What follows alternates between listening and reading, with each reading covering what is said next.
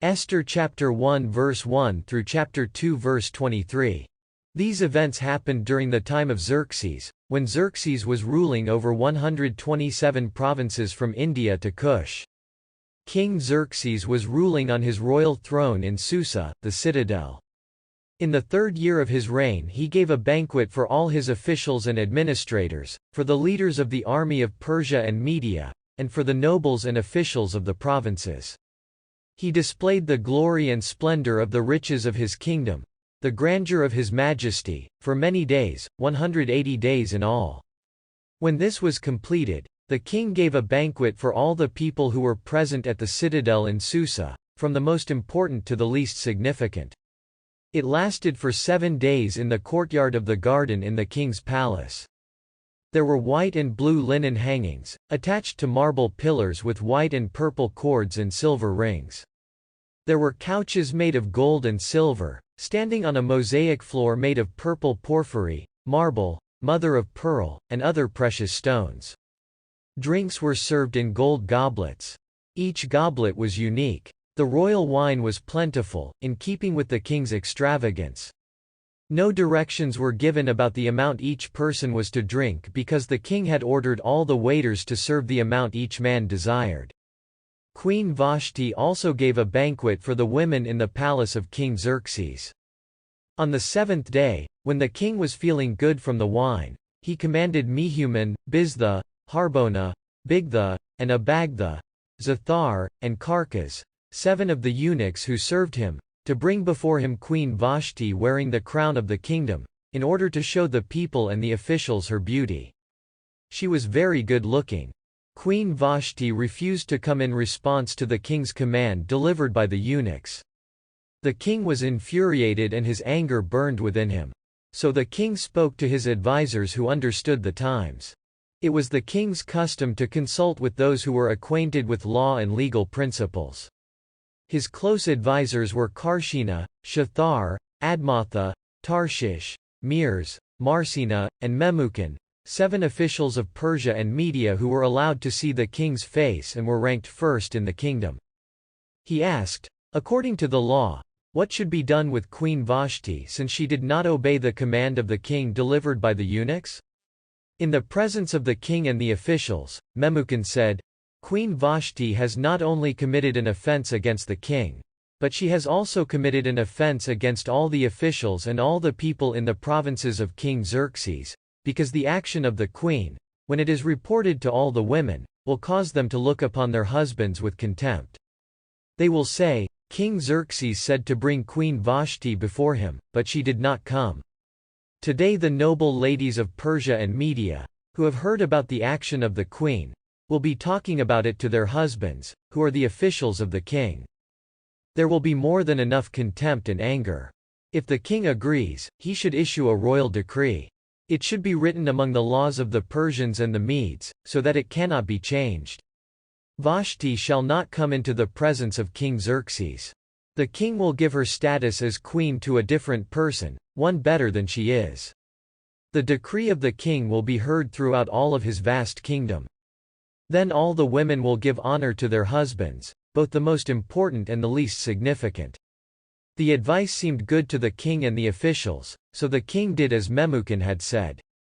He sent letters to all the provinces of the kingdom, to each province in its own writing system and to each people in its own language.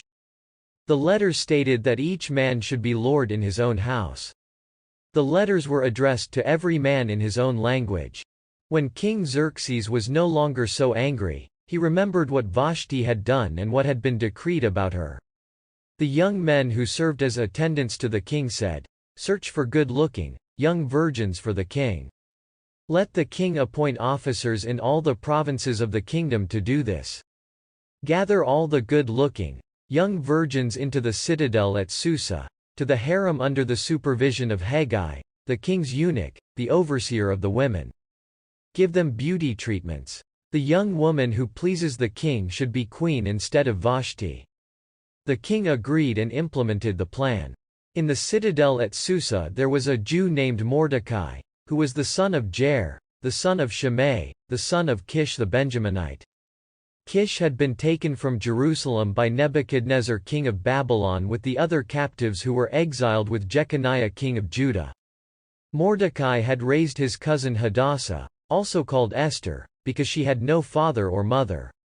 She was shapely and good-looking. When her father and mother died, Mordecai adopted her as his daughter. When the king's order and edict had been proclaimed, and many young women had been gathered into the citadel of Susa under the supervision of Hegai, Esther was taken to the king's palace, to Hegai, who was in charge of the harem. She pleased Hegai and gained his favor. He quickly provided her with beauty treatments and food. He assigned a good position in the harem to her and to the 7 female attendants picked out for her from the king's palace. Esther had not revealed her nationality or her family background because Mordecai had told her not to do so. Every day Mordecai walked back and forth in front of the harem, to learn about Esther's well-being and about what was going to be done with her. Every young woman received a turn to go to King Xerxes after she had received the prescribed 12 months of beauty treatments.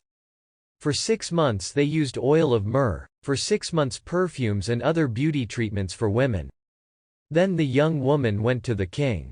Everything she desired was given to her when she went from the harem to the king's palace. She went to the king in the evening. In the morning she returned to the second harem, under the supervision of Shaashgaz, the king's eunuch who was in charge of the concubines. She did not return to the king unless he was delighted with her and she was summoned by name. Esther was the daughter of Abihail, Mordecai's uncle. Mordecai had adopted her. When her turn came to go to the king, she did not ask for anything except what Hegai, the king's eunuch in charge of the harem, had advised. Esther won the approval of everyone watching her.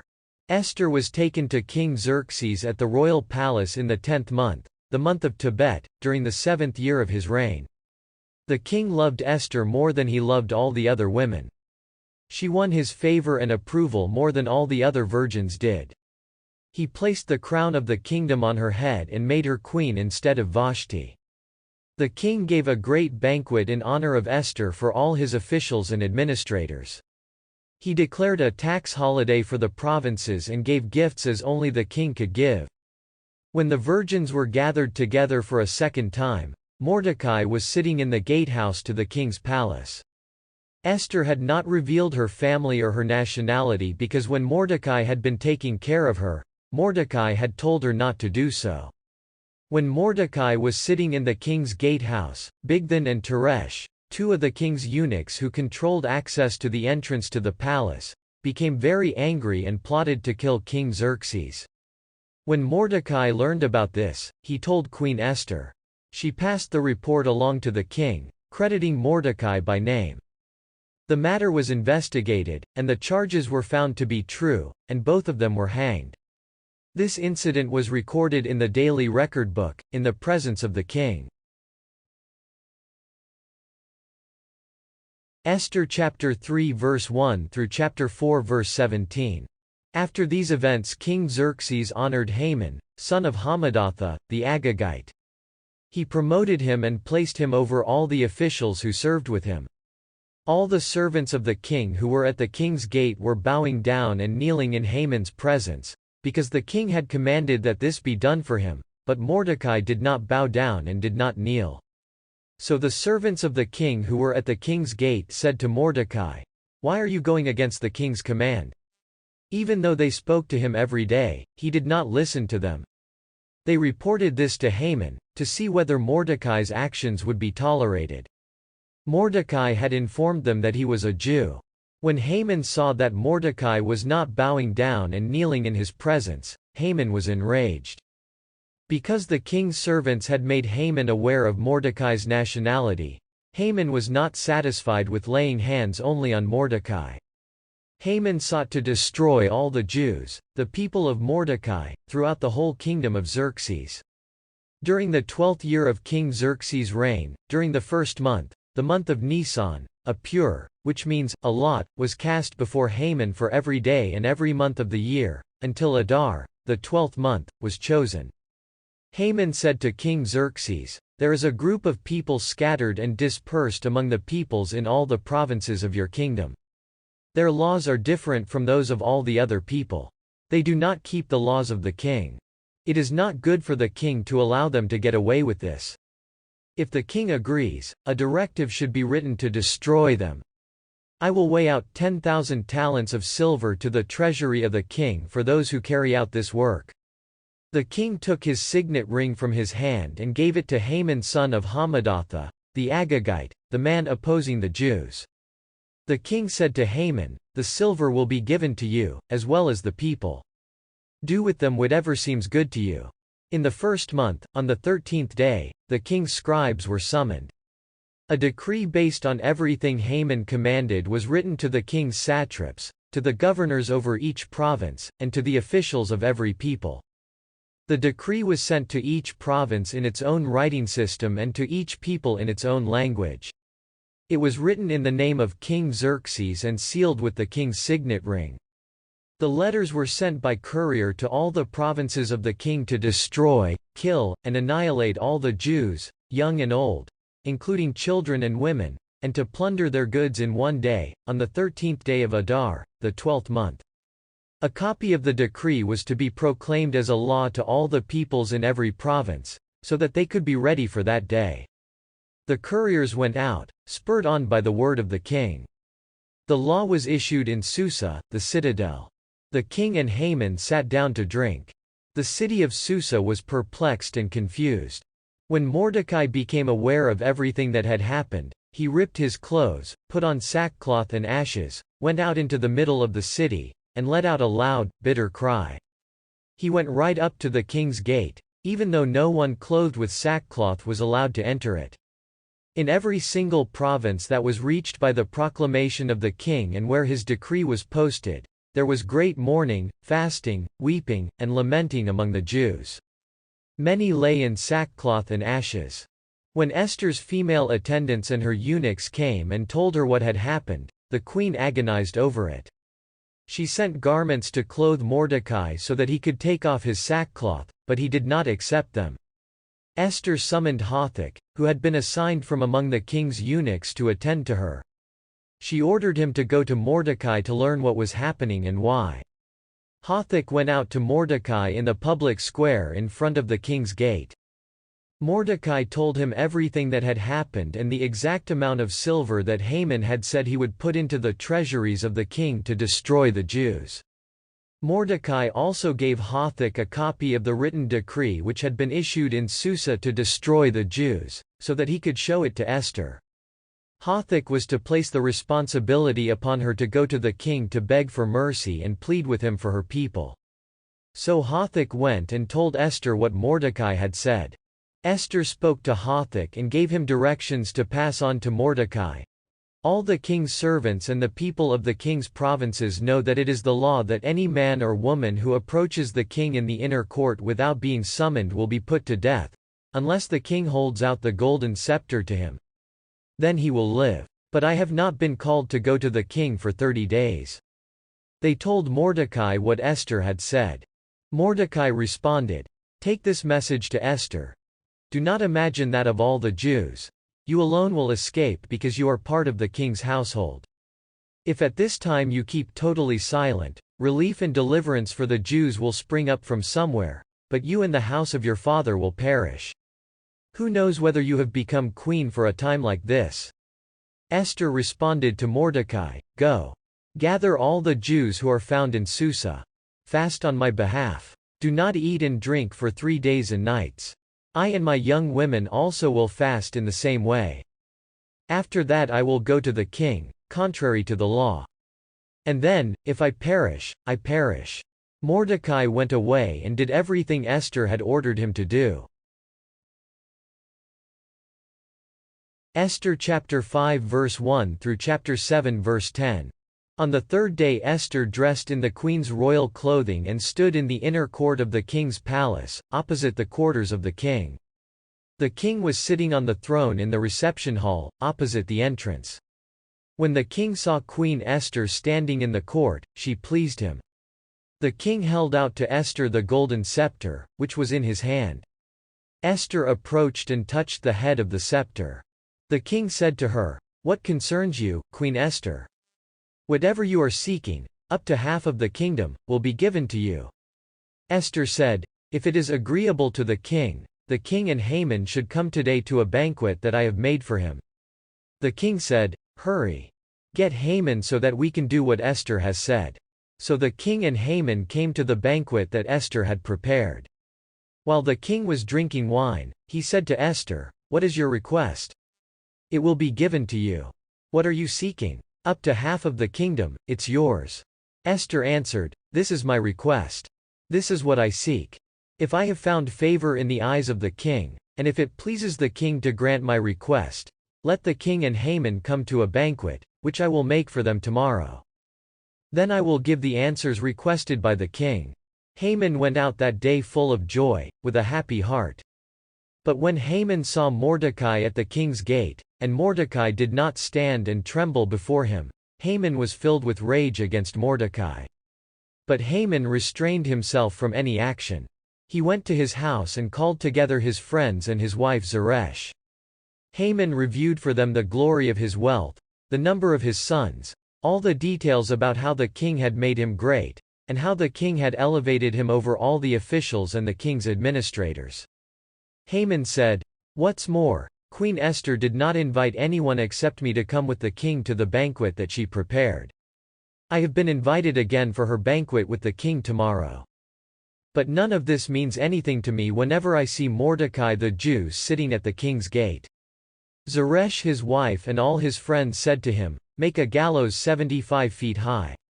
In the morning tell the king that Mordecai should be hanged on it. Then go happily with the king to the banquet." In Haman's opinion this was good advice, so he had the gallows made. That night the king could not sleep, so he ordered that the chronicles, the record of the memorable events of his reign, be brought to him. These accounts were read to the king. They found the account about the incident when Mordecai had reported Bigthan and Teresh, the king's 2 eunuchs who had controlled access to the entrance to the palace, who had tried to assassinate King Xerxes. The king said, "What honor and recognition has been given to Mordecai for this?" Then the servants of the king who were attending him said, "Nothing has been done for him." The king said, "Who is in the court?" Just then Haman had come to the outer court of the king's palace to speak to the king about hanging Mordecai on the gallows that he had prepared for him. The king's servant said to him, "Look, Haman is standing in the court." The king said, "Have him come in." When Haman came in, the king said to him, "What should be done to honor the man with whom the king is pleased?" Haman said in his heart, "Who could there be that the king would be more pleased to honor than me?" Haman said to the king, "The man whom the king is pleased to honor should be clothed with garments that the king has worn. He should be given a horse on which the king has ridden, and crowned with a crown that has been on the king's head. These clothes and this horse should be delivered by one of the highest-ranking noblemen of the king. They should dress up the man whom the king is pleased to honor and let him ride on the horse in the public square of the city. Walking in front of him, they will proclaim, 'This is what is done for the man whom the king is pleased to honor.'" The king said to Haman, "Hurry. Take the clothing and the horse just as you have said, and do this for Mordecai the Jew, who sits in the gatehouse of the king. Do not leave out a thing from whatever you have said." Haman took the clothing and the horse, clothed Mordecai, had him ride through the public square of the city, and proclaimed before him, "This is what is done for the man whom the king is pleased to honor." Mordecai returned to the king's gate, but Haman hurried to his home, mourning, with his head covered. Haman reported all this to Zeresh his wife and to all his friends. His advisers and Zeresh his wife said to him, "If Mordecai, before whom you have begun to fall, is of Jewish descent, you will not overcome him. Instead, you will surely fall before him." While they were still talking with him, the king's eunuchs arrived and rushed Haman to the banquet that Esther had prepared. So the king and Haman went to the feast with Queen Esther. On the second day, when they were again drinking wine, the king said to Esther, "What is your request, Queen Esther? It will be given to you. What are you seeking? Up to half of the kingdom, it's yours." Queen Esther responded, "My king, if I have found favor in your eyes, and if it pleases the king, I am asking that my life be spared, and I am seeking the lives of my people, because I and my people have been sold to be destroyed, to be killed, and to be annihilated. If we were merely being sold to be male and female slaves, I would have remained silent, because that would not have been bad enough to be a reason to bother the king. King Xerxes spoke up. He said to Queen Esther, "Who is this, and where is this person who has the audacity to do this?" Esther said, "This hateful enemy is this evil Haman." Haman was terrified in the presence of the king and the queen. The king rose angrily from the place where they were drinking wine and went to the palace garden. But Haman stayed to beg for his life from Queen Esther, because he saw the king had evil plans for him. Just as the king was returning from the palace garden to the hall where they had been drinking wine, Haman was falling onto the couch on which Esther was lying. The king said, "Will he even assault the queen when I am in the building?" As soon as the words left the king's mouth, they covered Haman's face. In addition, Harbona, one of the eunuchs present with the king, said, "You know, there is a gallows 75 feet high standing by the house of Haman, which he made for Mordecai, the person who spoke up for the benefit of the king." The king said, "Hang him on it." So they hanged Haman on the gallows which he had prepared for Mordecai, and the king's anger subsided. Esther chapter 8 verse 1 through chapter 9 verse 32. That day King Xerxes gave Queen Esther the house of Haman, the enemy of the Jews. Mordecai came and appeared before the king, because Esther had told him what Mordecai's relationship to her was. The king took off his signet ring that he had taken from Haman and gave it to Mordecai. Esther put Mordecai in charge of the house of Haman. In addition, Esther spoke to the king. She fell at his feet, wept, and requested that he put an end to the evil plan that Haman the Agagite had devised against the Jews. The king held out the golden scepter to Esther. Esther rose and stood in the presence of the king. She said, "If it is acceptable to the king, if I have found favor before him, if this idea seems right to the king, and if I am acceptable to him, a decree should be written to nullify the letters for the plot of Haman, son of Hammedatha, the Agagite, which he wrote to destroy the Jews in all of the provinces of the king. For how can I watch the disaster that is about to come on my people? How can I watch the destruction of my relatives?" King Xerxes said to Queen Esther and to Mordecai the Jew, "Look. I have given Haman's house to Esther. They have hanged him on the gallows because he raised his hand against the Jews. You can write concerning the Jews whatever seems good to you and seal it with the king's signet ring, because a document written in the name of the king and sealed with the king's signet ring cannot be changed." The king's scribes were summoned at once, on the 23rd day of Sivan, the 3rd month. Whatever Mordecai commanded concerning the Jews was written to the satraps, governors, and the officials of the provinces from India to Cush, 127 provinces in all. They wrote to each province in its own writing system and to each people in its own language, including to the Jews in their writing system and in their language. He wrote in the name of King Xerxes and sealed it with the king's signet ring. He sent letters by messengers mounted on the king's fastest thoroughbreds. The king gave the Jews in every city the right to gather together to defend their own lives and to destroy, kill, and annihilate any military force of any people or province that might attack them, along with their children and their wives, and to plunder their goods.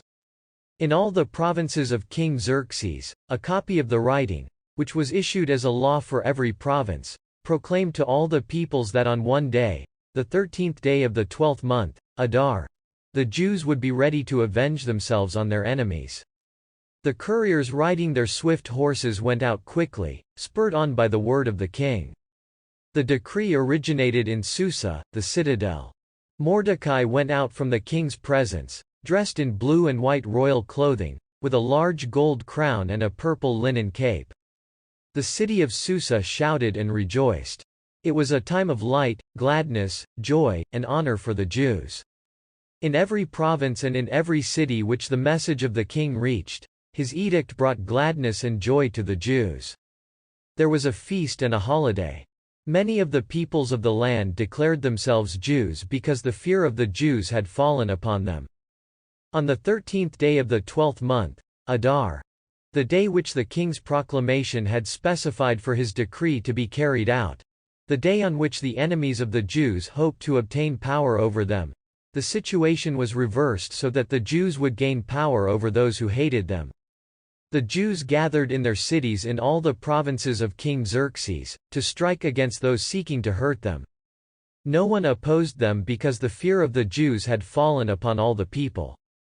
All the officials of the provinces, the satraps, the governors, and the people who did the work of the king were helping the Jews because the fear of Mordecai had fallen on them, because he was important in the king's house. His reputation was spreading in all the provinces because this man Mordecai was becoming more and more influential. The Jews struck all their enemies with the sword, slaughtering and destroying them. They did whatever they pleased against their enemies. In Susa, the citadel, the Jews killed and destroyed 500 men, including Parshandatha, Dalphon, Aspatha, Poratha, Adalia, Aridatha, Parmashta, Arisai, Aridai, and Vasatha. They killed the 10 sons of Haman son of Hammedatha, who had been persecuting the Jews, but they did not seize any plunder. On that day the number of those killed in Susa, the citadel, was reported to the king. The king said to Queen Esther, in Susa, the citadel, "The Jews have killed 500 men, including the 10 sons of Haman. What have they done in the rest of the provinces of the king? What is your request? It will be granted. What you are still seeking will be done." Esther said, "If it seems good to the king, let permission be given to the Jews who are in Susa to carry out today's order also tomorrow, and that the 10 sons of Haman be hanged on the gallows." The king said that this would be done. The command was given in Susa. The 10 sons of Haman were hanged. The Jews in Susa gathered again on the 14th day of Adar. In Susa they killed 300 men, but they did not seize any plunder. The rest of the Jews who were in the provinces of the king also gathered and defended themselves, getting relief from their enemies. They killed 75,000 of those who hated them, but they did not seize any plunder. This happened on the 13th day of Adar. They rested on the 14th and had a day of feasting and joyful celebration. But the Jews who were in Susa gathered on the 13th and on the 14th. They rested on the 15th and made it a day of feasting and joyful celebration. Therefore the Jews of the villages, who live in the unwalled towns of the open countryside, have their day of joyful celebration and feasting on the 14th of Adar. It is a holiday, and they send portions of food to their neighbors. Mordecai wrote these things down. Then he sent letters to all the Jews who were in all the provinces of King Xerxes, both near and far, to call upon them to celebrate the 14th and 15th days of Adar every year, because those were the days on which the Jews gained relief from their enemies. This was the month which was changed from sorrow to gladness for them and from a day of mourning to a holiday. They were to make those days into days of feasting and joyful celebration, sending portions of food to their neighbors and gifts to the poor. So the Jews completed what they had begun to do and what Mordecai had written to them, because Haman son of Hammedatha, the Agagite, the one opposed to all the Jews, had plotted against the Jews to destroy them and had cast pur, that is, they had cast lots, to crush them and to destroy them. However, because Esther came into the presence of the king, he said in writing that Haman's wicked plot, which he had devised against the Jews, was to return on his own head, and they should hang him and his sons on the gallows. That is why they called these days Purim, lots, because of the word pur.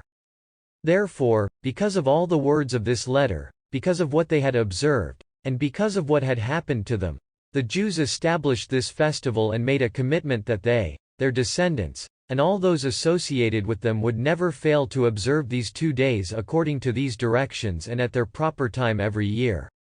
These days are to be remembered and preserved in every generation, in every family, province, and city. The Jews should never stop celebrating the days of Purim. Their commemoration should never be set aside by their descendants. Then Queen Esther, the daughter of Abihail, and Mordecai the Jew used their authority to publish this second communication about Purim.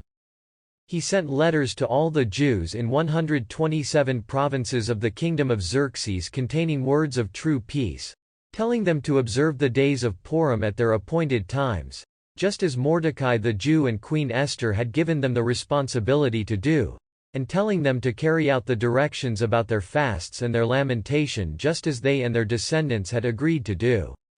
The command of Esther established the directions about Purim, and they were written in a book.